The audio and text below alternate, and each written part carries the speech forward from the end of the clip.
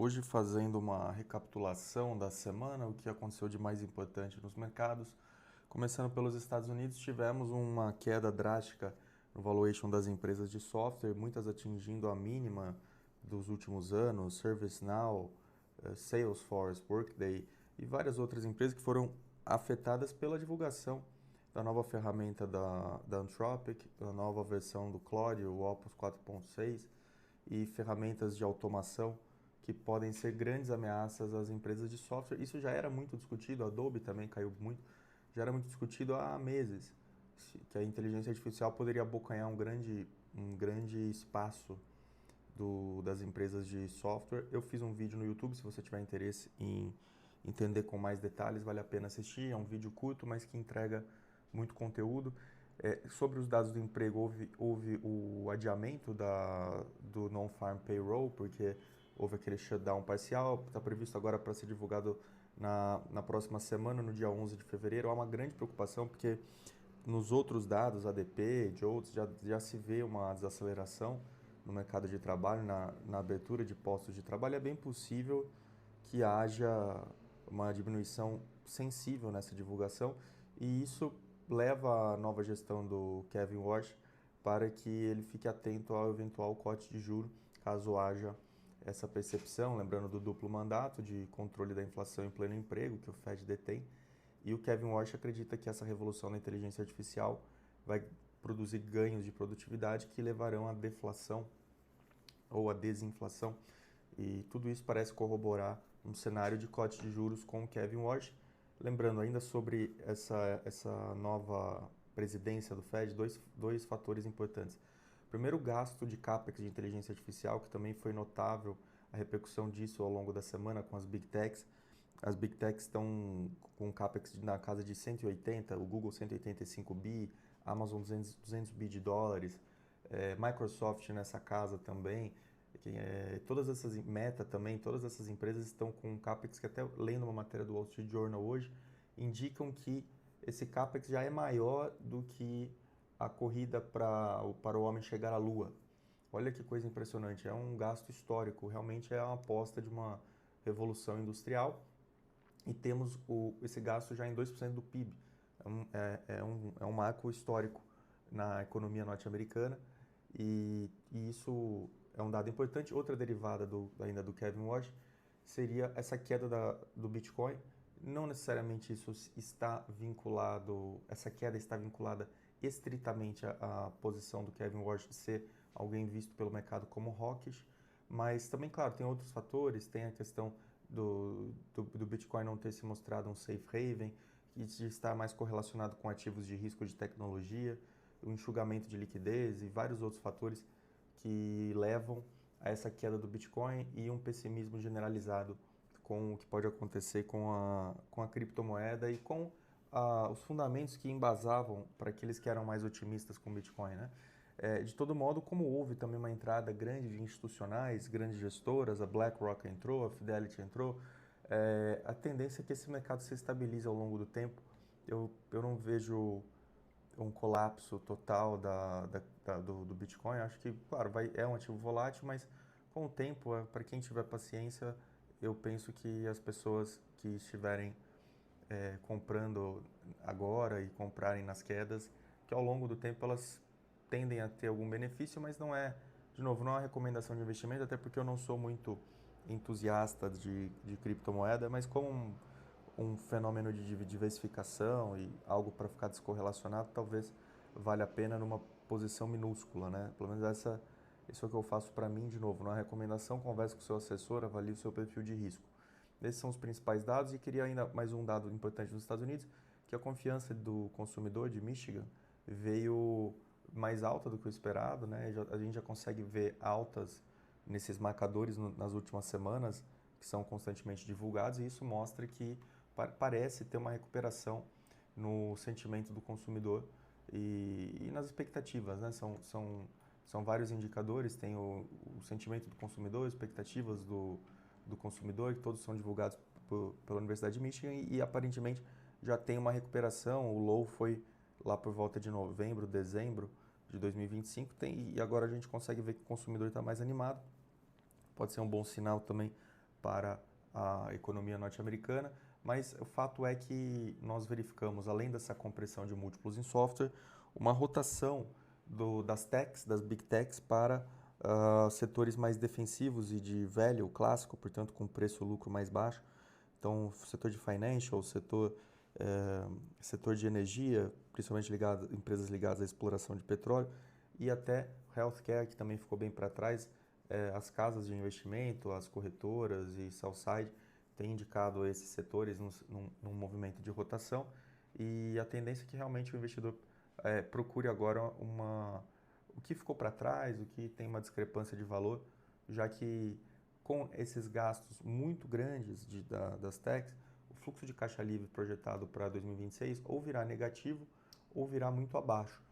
De todas as empresas que eu estava analisando aqui, de todas as empresas que anunciaram esse CAPEX brutal, a empresa que está mais bem situada da perspectiva de geração de caixa e de receita é o Google.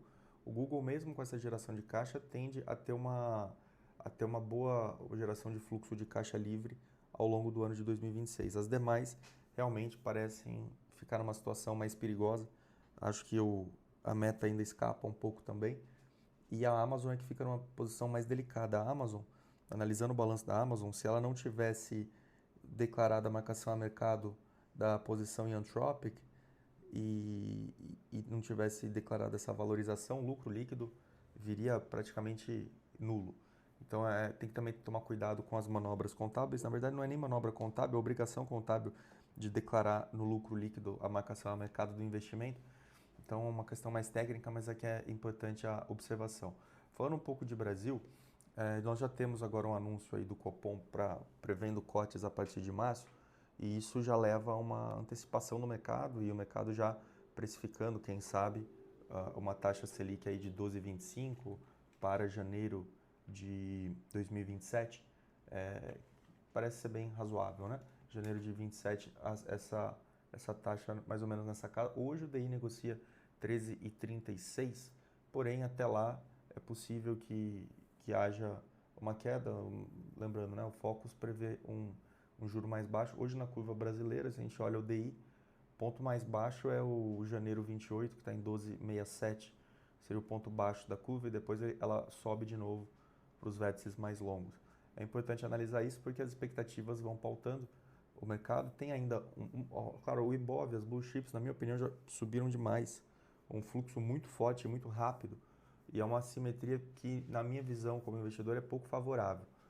As small caps também andaram bem. Quando a gente olha um ETF, por exemplo, de small 11, a gente já vê que elas andaram bastante também, mas ainda tem mais espaço do que as blue chips, na minha opinião. O valuation ainda é mais baixo e elas estão bem amassadas, historicamente falando, e na minha opinião poderia ser um setor que se beneficia. Eu tenho exposição a algumas small caps e tenho uma exposição via índice de small caps também.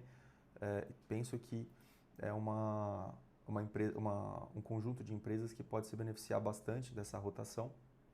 E em relação à inflação no Brasil, parece que está no teto realmente da meta. Aí, o IPCA 15 de janeiro veio com 0,20, acumulado de 12 meses de 4,50%. Então, também parece que a inflação está controlada para dar espaço para cortes de juros. E realmente o tema ainda continua sendo essa rotação dos investidores globais e dos investidores que estão muito alocados em mercados desenvolvidos para setores emergentes, para mercados emergentes. E agora, por isso mesmo, eu migro. Antes de migrar para a China, queria só fazer um comentário adicional sobre os balanços dos bancos. Os grandes bancos divulgaram, o Itaú entregou um resultado fantástico, o ROI de 28%, o Santander também divulgou um resultado excelente, mas o Santander principalmente fez uma provisão maior para inadimplência, e isso acendeu o alerta. Porque como os juros ainda estão altos, há uma preocupação se a inadimplência vai subir. E aí os bancos sofreram uma leve correção nessa semana, mas, de novo, o fluxo para os bancos foi enorme. Eles ainda estão praticamente nas máximas, aí, apesar da correção da semana, e a tendência é que essa lucratividade se mantenha. Agora, com o custo de capital caindo, acho que os bancos conseguem surfar muito bem esse cenário. Vamos falar um pouco de China. China também, obviamente, nessa rotação dos mercados emergentes, é o principal mercado emergente. Quando a gente analisa o índice lá dos Emerging Markets, aquele ETF EEM, a China representa praticamente 30%, das principais posições do índice são todas chinesas, E há um estímulo governamental que visa a estimular fabricantes de semicondutores, que visa estimular a direção autônoma, energia fotovoltaica e empresas de carro elétrico. Tem toda uma agenda focada para esses temas e parece que agora o setor imobiliário realmente é uma grande furada para o investidor tentar se expor ao setor imobiliário chinês. A economia está um pouco estagnada. Eu comentei durante a semana que muitas províncias divulgaram projeções de PIB mais baixas e tudo isso leva a uma desaceleração, mas existem estímulos governamentais, existe uma discrepância de valuation, uma tensão geopolítica, os chineses precisando criar empresas de semicondutores e empresas de GPUs de altíssima qualidade para tentar rivalizar com a Nvidia e não ficar a mercê das sanções americanas no que concerne ao fornecimento dos GPUs de última linha da Nvidia.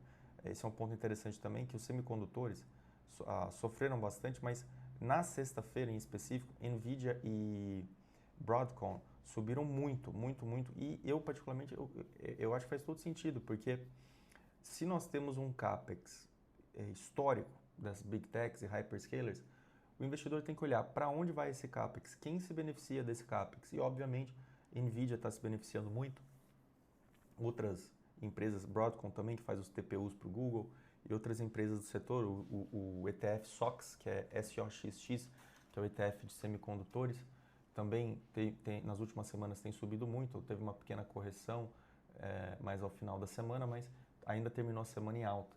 E mostra, portanto, que há ainda um apetite por semicondutores. Eu particularmente gosto muito de Nvidia, eu sei que a empresa está com valuation esticado, mas a empresa é uma máquina de fazer dinheiro e tem uma aplicação para inteligência artificial aplicada ao mundo real, ao mundo físico. O Jensen Huang está bastante focado nisso e entende para onde vai a inteligência artificial. E aí você tem que acreditar na empresa e na gestão do CEO, que é uma pessoa visionária, na minha opinião. E claro, de novo, valuation elevado, premissas muito elevadas, há um risco da OpenAI, que é uma das principais clientes da Nvidia, um risco de gasto, de queima de dinheiro e a necessidade de novos aportes de investidores. Não dá para saber se os investidores terão tanto apetite assim, porque o Gemini veio com um resultado muito forte, a adição de mais 100 milhões de usuários, 750 milhões de usuários, salvo engano, do Gemini. Então, a OpenAI está num momento bem difícil pela concorrência do Gemini e da Anthropic com o Claude, que tem também demonstrado inovações e novas versões muito poderosas, né? Então esses são os pontos principais. O Bitcoin, queda muito severa, realmente parece que há um abalo total nas expectativas, no sentimento das pessoas. Quem tiver apetite para diversificar um pouquinho, acho que é a minha visão, acho que vale a pena, mas de novo, faça a sua análise, isso aqui é só a minha opinião, eu não estou querendo dirigir ninguém e também não acho que seja o caso de grandes percentuais de portfólio, porque a volatilidade é absurda, mas realmente parece que o Bitcoin passa por uma crise de confiança tremenda. Então esses são os pontos principais. Atenção também com os mercados emergentes. Eu estou bastante animado com algumas coisas ligadas à China. Tenho estudado algumas empresas de uma forma granular. Para alocação para essas empresas é mais difícil. Eu fiz algumas alocações por ETF, mas agora eu quero estudar algumas coisas no detalhe e tenho analisado até como entrar, se tem que entrar por Hong Kong, se tem que entrar pela Bolsa de Xangai ou Shenzhen, enfim.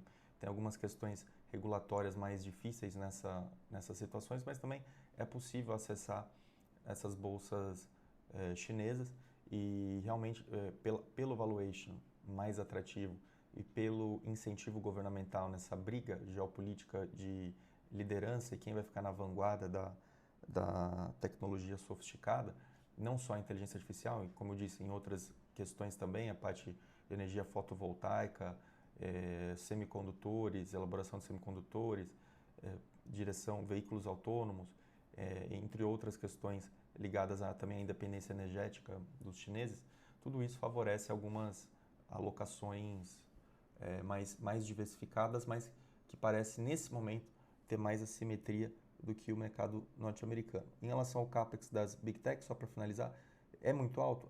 O mercado bate, mas Eu sou muito otimista com a possibilidade disso trazer retornos expressivos para essas empresas, porque realmente é uma tecnologia que vai mudar a produtividade da humanidade, a forma como a humanidade trabalha.